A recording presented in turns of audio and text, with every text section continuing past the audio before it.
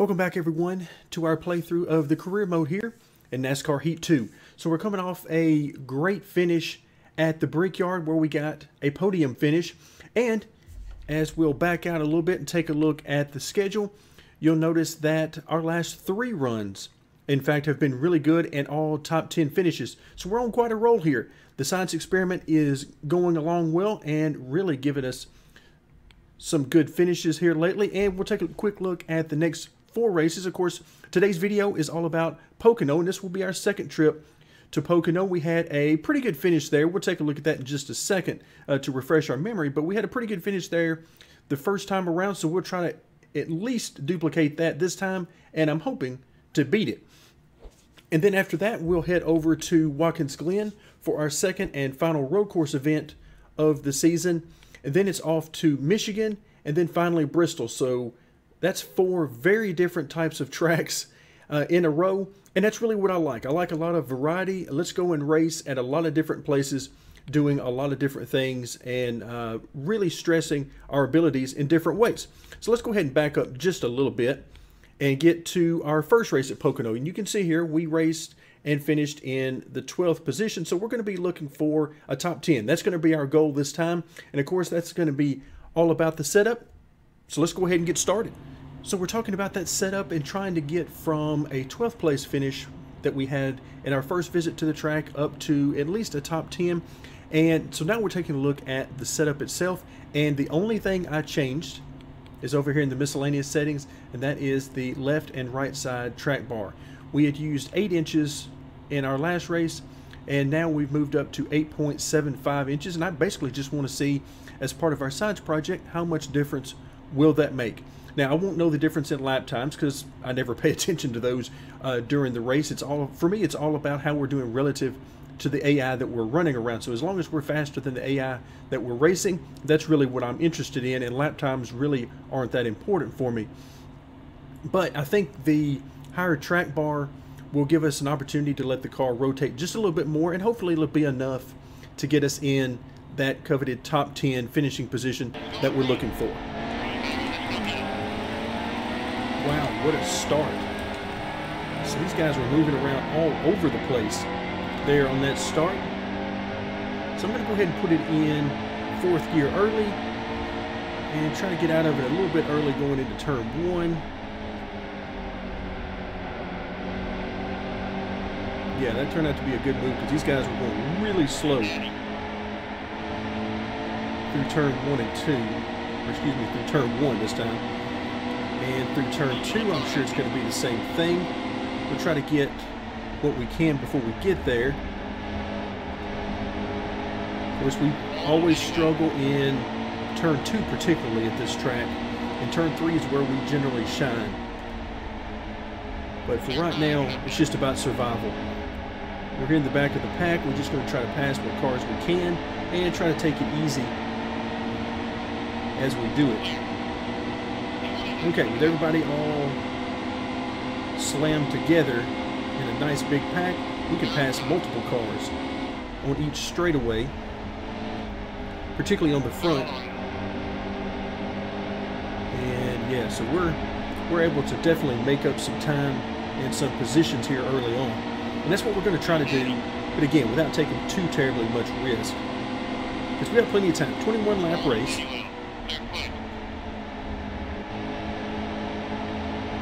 Okay, that wasn't terrible since I had the entire track to use.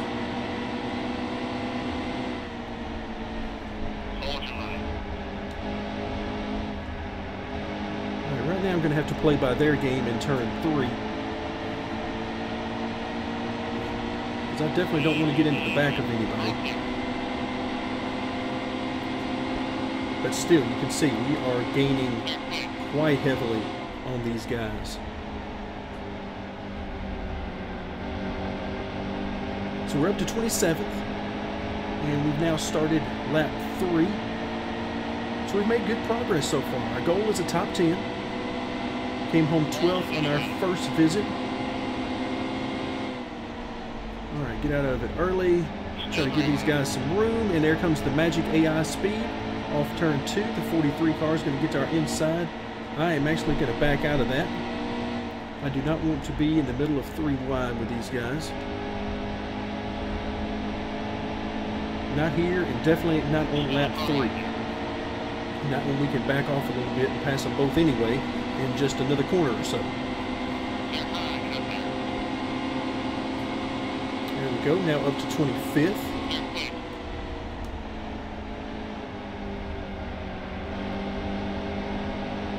Try to get to the inside of Allmendinger. So the car's still really tight. I know we made the change, raise up the track bar. That'll definitely help the rotation. But at the same time, it's not a miracle worker, and we didn't raise it nearly enough. Ooh, watch out. So yeah, very easy example right there of just how tight it is. So I'm going to have to work on my entry and center of turn 2 if I'm going to be able to make any passes there, or even to just hold on to speed and maintain, because right now we don't have it. But again, not totally surprising. That's generally what happens to us.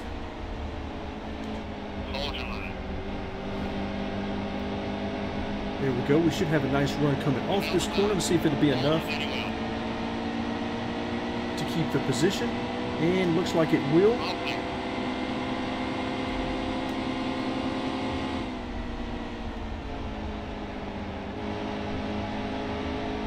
All right, terrible turn 2 as expected. Ooh, looks like somebody caught the safer barrier there on the entry to turn 3, and let me just tell you, that is very easy to do because it is in a terrible spot. Whoever designed that should be ashamed of themselves, quite frankly, because that is a safety hazard. I know they try to put it in a location, in real life anyway, they try to put it in a location where you've already entered the corner, so you should be nowhere near it. But that is definitely not the case here in the game.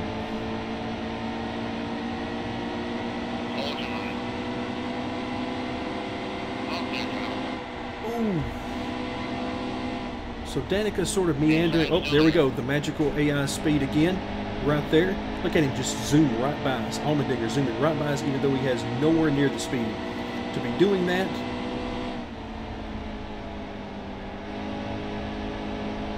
So now we got through the center of that corner really good, almost too good, in fact. Car rotated so well, I almost got down into the grass. All right, let's see if we can make this pass. We've been messing around with Danica for far too long.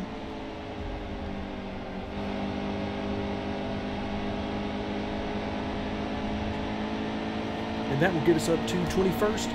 And that took us, well, we're about 6.5 laps into the race to pass basically half the field.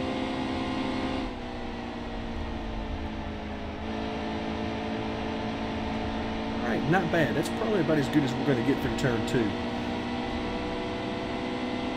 Right there. That entry is horrible. Horrible with that safer barrier sticking out there. In fact, I mean, it wouldn't shock me at all to, at one point, clip that, particularly if we're on the outside. If we're on the outside, it is extremely easy to do. I really like to keep the car way out there wide before I dive in on entry.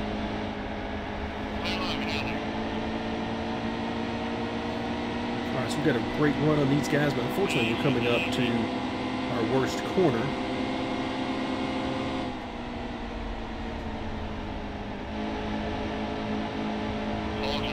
Alright, trying to give some room to, I think it's Menard on our outside. Killed our entry and our exit. Let's see if we can get through here good. Oh yeah. Not our best, but definitely plenty good enough to put some distance on these guys. And alright, so the 77 wants the low side, so we're going to give it to him. We'll just run this high side.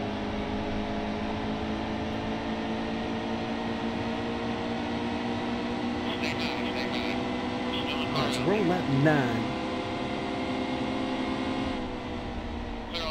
We're going to try to make our way through here. Too wide, not what I wanted. Looks like Eric Jones was as conservative as we were going through there.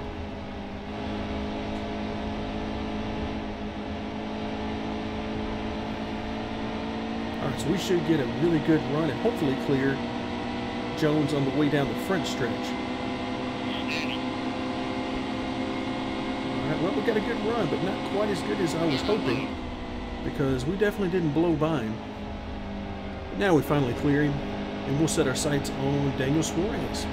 So we're coming up on halfway point of the race, and we've now passed more than half the cars, up to 17th. Woo, look out there, Suarez.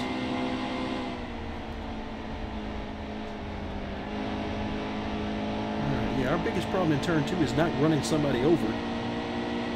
It's getting run over, because these guys are definitely getting through there better than me right now.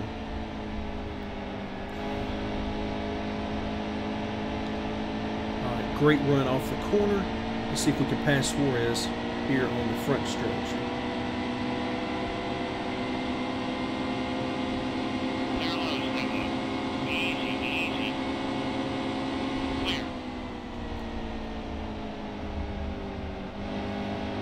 Really tight there in the center.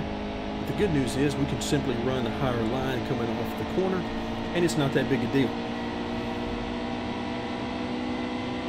So that moves us up to 16th, and we'll need to have a good turn 2 to sort of cement that. Oh, caught the rumble strip there in the center. That didn't help our time any.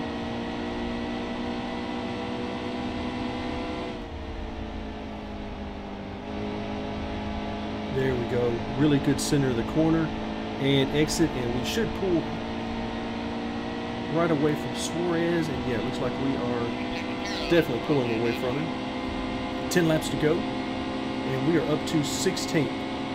So remember, we were 12th here last time. And we're trying for a top 10 now. And I see several guys here in front of us. Not quite enough to get us to the top 10, but we still got some laps left.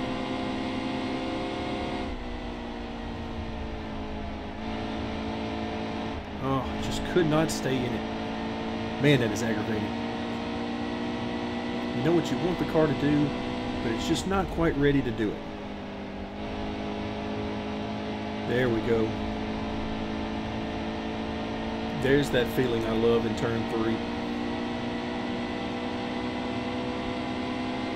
When you have a good handling car, turn 3 at Pocono is one of the most wonderful corners, because you get that feeling where you drive it in there pretty hard, and then right in the center of the corner the car rotates for you without you having to use much, if any, brake at all, and it rotates, and you can get back to the gas hard, carry that speed all the way off the corner, and then down that extremely long front stretch.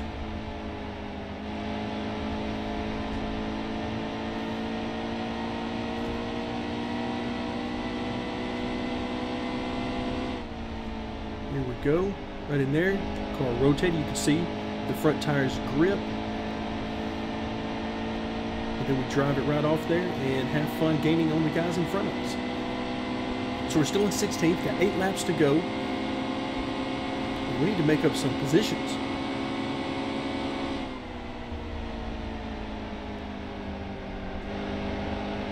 You can see the 41 cars slip up the track. That's what we normally do as well. So I feel his pain there. Now, our nemesis over here in turn 2. Let's see what we've got. I'm going to back out of it a little bit easier.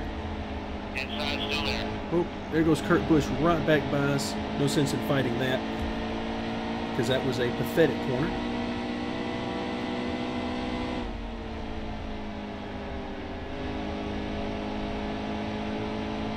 So we'll back up and we'll regroup, try it again. If we didn't have to go through turn 2, we'd be doing really good in this track.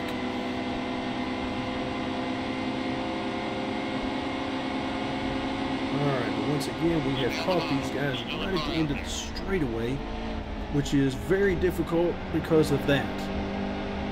We catch them in the middle of the corner, But now we have to drag race him down the next straightaway, putting me in a terrible position for turn 2.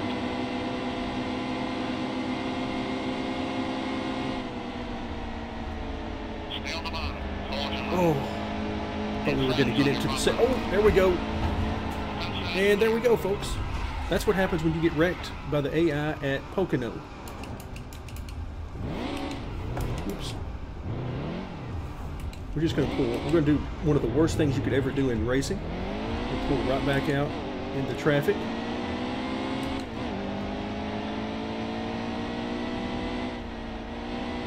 Oh, there's Kurt Busch, so he's paying the price for running into the back of us. He was part of that wreck as well. So yeah, that's what happens. And unfortunately, there goes any chance we had of a good race. So definitely not what we're looking for here. But some things you just can't avoid. Our only other option there would be just to completely back out of it and not race these guys hard, and that's just not an option. So when you get run over from behind, there's not a whole lot you can do.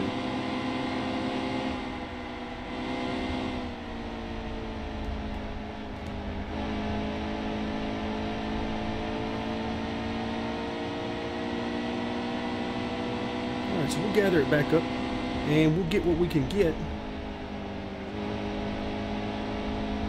Quite frankly, that should have used up the tires and given us basically no tires left.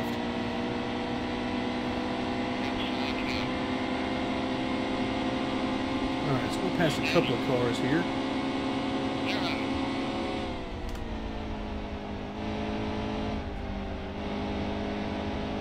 And looks like we have 3 cars here in front of us that we should be able to get because we got enough time, if we got enough tire left again. Really want to look. I could bring up the screen that would show us that, but quite frankly I'd rather find out just like they do in real life.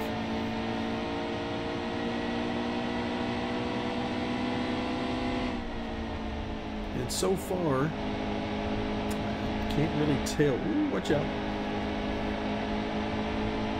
So Busher did not get through that corner good at all. We can pass these guys. This will get us into 20. Ooh, watch out, weaving back and forth.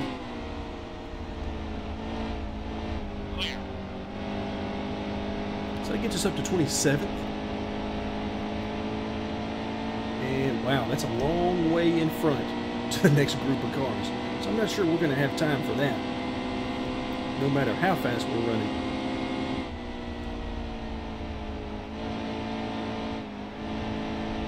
Yeah, car basically feels the same. No real ill effects that I can tell from that spin on the tires.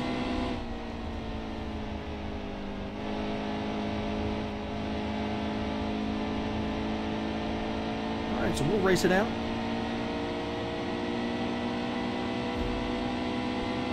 And I'm not sure if we were going to get to the top 10, but I at least think we're going to have a shot at it. So and I definitely know that the changes we made to the car helped it. Just don't know if it helped it quite enough for what we needed.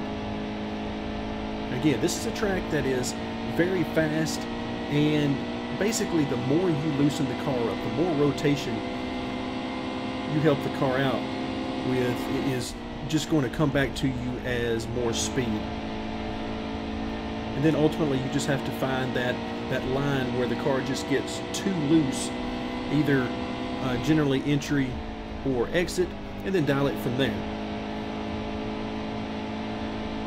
But you could definitely get by with an extremely aggressive setup here. Alright, 2 more laps to go, and it's possible that we could catch these guys. But I don't know, it's going to be still difficult.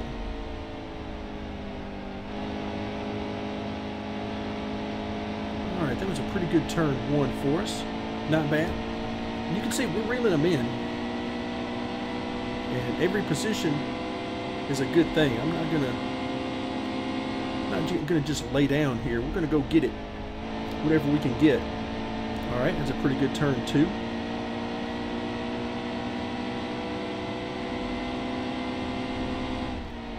Almost caught the safer barrier there. I was planning on going in high like this, and I was planning on being a little bit lower coming off the corner though.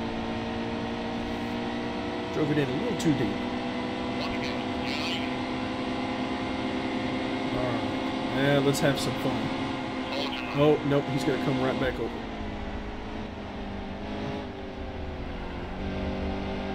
Try to get down here on the... Yep, it worked. Might as well try it out now. We're on the last lap, so I try to get down on the apron.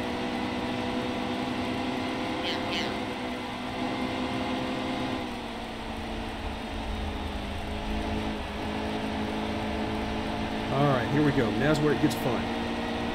Which way is he going? Going to the bottom or top?